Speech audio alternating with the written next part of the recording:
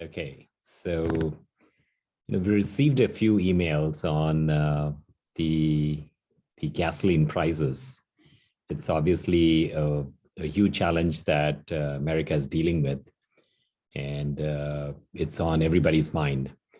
So you look at specifically with California, our average gas prices on Tuesday was about $5.44, which is a historical high.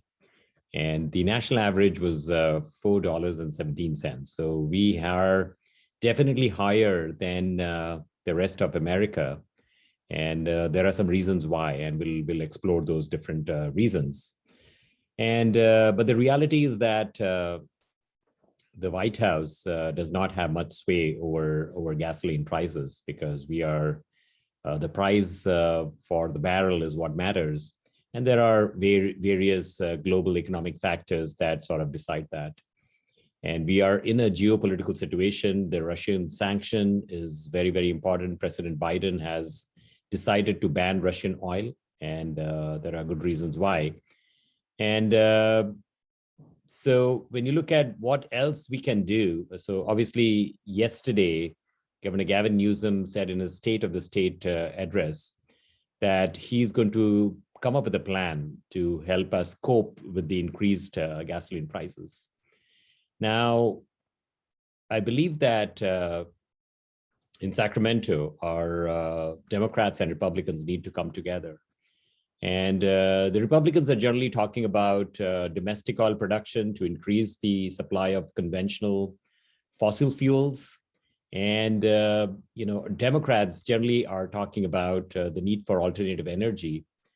And so I think there is always division with respect to our stance. But we need to come together to make a choice for the American people. There are people who are commuting from Tracy, from Mountain House, from far distances. When they fill up the tank, it's $100. I saw something on Facebook, it was $143. So these are real problems for real people. These are hardworking people of California and America, and we need to find solutions for them. So firstly, we need to stop the gouging. We need to ensure that there are companies who are not, corporate America will not try to gouge people in these unprecedented times. When I look at San Jose Water Company, for example, they were in a drought. They increased their profits from $22 million to $52 million. And adversity is not an opportunity when it comes to corporate America. We need to be good citizens. And I keep saying this, that corporate America needs to develop a conscience in terms of how we are addressing the needs of our American people. It's not always about profits. So that's important. Then secondly, when you look at mass transportation, we lack it, essentially. We don't have a whole lot of options today. And when you look at the light rail, for example, it's basically losing money to the tune of about $7 million a year. And in the next decade or so, it'll probably be about almost $50 million. It's time to shut these systems down. They are a drain on our economy. They are a drain on our tax dollars. We need to approach it slightly better. Now, when you look at AAA, it's basically said that about $1.20 is going towards like fees and taxes. And so when you look at taxes, they are used for road maintenance. So when we are driving on these freeways, we are not paying any toll most of the time. And there is wear and tear that is happening. So our taxes are used to fix those types of wear and tear. And about $6.8 billion is raised annually from gasoline purchases. But the times are unprecedented. We have a $60 billion surplus, apparently, in California. And so we should suspend some of these fees and taxes for some time.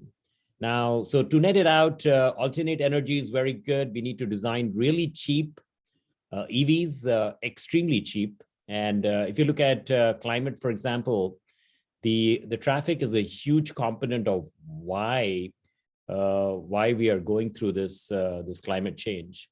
The fumes that are emitted by vehicles. So going with cheap EVs is the right approach. We should look at that. We also need a mass transportation plan. This is the right time to start to come up with a plan. 15 years later, hopefully we'll have autonomous cars.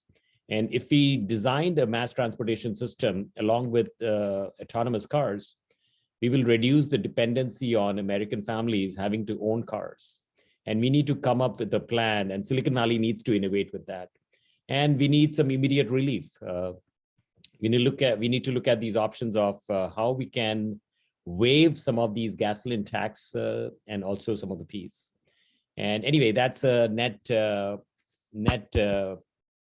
view of what needs to be done today. Thank you all. Bye.